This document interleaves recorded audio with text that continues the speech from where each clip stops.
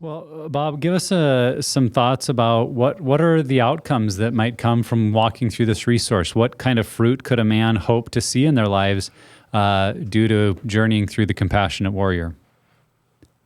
Yeah, I love that in the weekly tools book that many times in multiple weeks, there's a section called Progress, Not Perfection.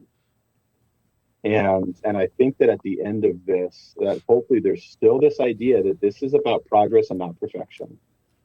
At the end of Seven Pillars, if guys don't have the significant sobriety that they want, they can be really discouraged because it's like they're looking for perfection. And I think jumping into the Compassionate Warrior says, hey, this is a journey.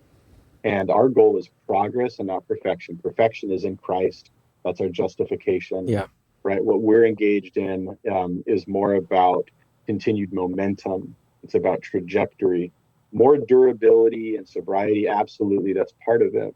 Right. But I think what guys can expect is a deeper understanding of themselves, of their own trauma, of the nuances of things, Yeah. like into the cracks of their heart that they've never gotten into before. Right. And so in that better understanding of themselves, able to see themselves in their story better, really, again, there's this momentum and trajectory that says you're going to keep working on this for the rest of your life, but it can look different, right? It doesn't have to be just this cold, harsh shell of a house. There can be a comfortable, thriving, relational home inside of your recovery. Yeah. I think too that, you guys have talked about it a number of times already, just, developing empathy toward yourself, especially as you go through and you're crafting this cinematic look into your life. And I think that doing that creates curiosity and compassion for our own story and our own self, like I don't take a shaming and derogatory approach or tone when viewing my own life or my decisions. And curiosity and compassion lead to more self-awareness, which leads to more ability to make changes, to see things how they are. And I think that that's something that, I know growing up, being the oldest of four boys and even growing up, in the church as a man, like I'm told I have to be strong and have to seem like I have it all figured out. And at times that doesn't create a curious and compassionate, I guess, just overall bent toward my story or who I am. And so I think that what it does is it creates a tenderness to understand that we are in process. And again, inside that story framework allows me to see that where I am right now is not forever. It's just where I'm at right now. And the journey is going to continue. And that curiosity and compassion can help me take steps toward who God created me to be, ultimately. Yeah. That's great. I think one of the other outcomes that I see in it is really delving deeper into your legacy. What do you see God leading you into? And, we touch on that in Seven Pillars for a few pages, but there's just honestly not enough time in the amount of content you've got to learn at the beginning of this journey. Whereas the Compassionate Warrior gets you thinking more about what is the purpose of this journey? Because, Christ didn't die for us to just live sin-free. Right, He died to bring us back in a relationship with God and to live for His glory and to find the fulfillment of life that comes from being other-centered and not making it about me, but living in the kingdom that God has made us for. Yeah. And that's, to me, what the Compassionate Warrior is trying to help us live into, is to say, what's the vision for my life? Not just free of my addictive behavior or sober from those things I used to do. But what is my sobriety for? What is my healing for? What am I doing with it? How am I integrating it into my parenting and my marriage? And what's God leading me into? And some of those are where, I think in particular that warrior's way or the hero motif really helps, because when you get right down to it, I think a lot of men have sensed at some point in their life that God has called them to something, called them to be a part of something, to help change the world in some kind of way that in our fear and shame and woundedness, we're just like, well, there's no way I could do that. Yeah. Or who am I? The shame factor sets in. But the truth is, like, God's inviting us to partner with Him to do those things. And that will take kind of that leap into the unknown and a willingness to risk, and not just risk to be free of my stuff, but a risk to live in a new way with a new vision and purpose. And so I think it's kind of the other half of the story from Seven Pillars of, let's fix what's gotten broken, but then let's answer the question, fixed for what purpose? Yeah.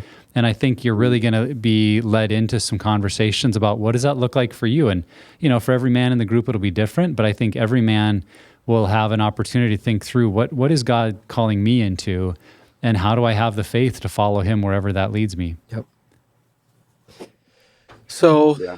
I mean, and you already, took the opportunity earlier to, this time, please go purchase Compassionate Warrior. But let's just kind of, set the stage here for what encouragements we have for why men should go through this. Why would you tell them to go through this resource? Yeah. I mean, even the name Compassionate Warrior, right? If we have learned to be compassionate towards other people, but not to have compassion towards ourselves, then I think we're missing the heart of Jesus, right? Like, we're not just supposed to have compassion for other people. I talk about this a lot with clients that are in ministry. They apply like John 3:16 to the world around them, but they forget that like they are at the heart of that, right? That they are the one also that was so loved. And I think in this Compassionate Warrior journey, there's like as we're working through things, we do learn to have more empathy for the world around us, for our spouse, for our kids, for our parents, right? For our grandparents. We can learn to be compassionate towards them, knowing that they did the best that they could and they hurt us, right? But I think the Compassionate Warrior helps you to have compassion towards yourself. And it really brings a light to things that you went through in the 7 pillars, almost kind of like the New Testament brings to light some things that you probably read in the Old Testament. All right, I see you. Right? Yeah. And that'll preach. Yeah. And it's this thing where it's like, oh, wait a second, the Old Testament was about mercy and grace. Yeah. Right? Like, it was about all of this stuff. And so I think even going through Compassionate Warrior, it will bring insight to things that you did in 7 pillars and say, oh my gosh, like, I was looking at that so narrowly, but now I see that it was about like so much more than that. Yeah. And so, I mean, the compassion that you have towards yourself, the unpacking at a deeper level of stuff you've already been working on. But why would you do it? Because you're in a sanctification process, and this work's never done. And we just need more tools to figure out how to do this well, right? Like, I might feel like I'm getting dialed in how to be the father of a 10-year-old, but I've never been the father of an 11-year-old. That's right. Right. And guess what? That's right around the corner. Mm-hmm. And so I may feel like I'm doing okay in my recovery at 44, but I've never been in recovery at 45. Mm-hmm.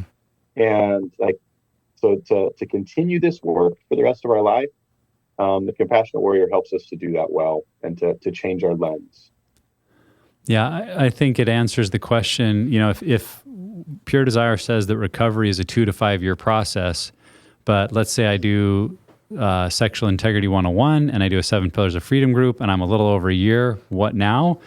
Well, Compassionate Warrior is going to take you up to about the 2-year mark of continuing to lean into your story. And when we say it's a 2 to 5 year process, we don't mean it takes that long to get free, but it really comes down to relationships. And for those who are married, I think that's the first relationship we think of, that finding new footing and a new way of life for the long haul in a marriage, that's where that 2 to 5 year, it takes time to transform those ways of relating to one another, of showing enough consistency that a spouse is able to work through some of their pain and betrayal and find a really new healthy rhythm that lasts.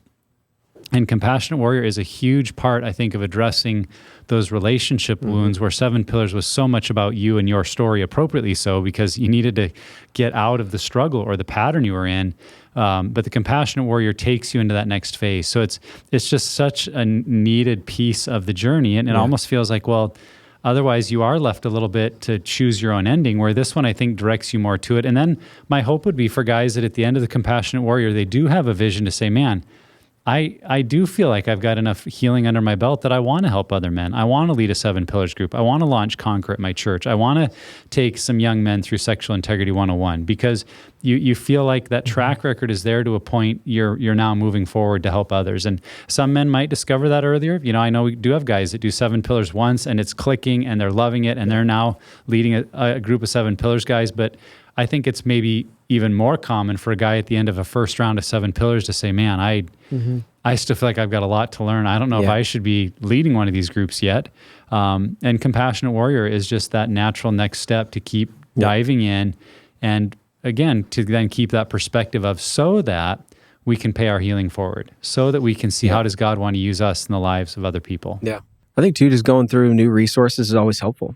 You know, if you've been through 7 pillars 2 or 3 times, like maybe you've kind of got into certain patterns, and, you know, you can also slip into unhealthy patterns in recovery, you know, like that will happen. And so I think that having something new and fresh and something that you haven't gone through before, I think sometimes can kick something loose you didn't know was there. And with the new framework too, I think it's so helpful. And also I think the Superhero Odyssey is probably one of the coolest things ever. So you should probably just buy it and go through it for that.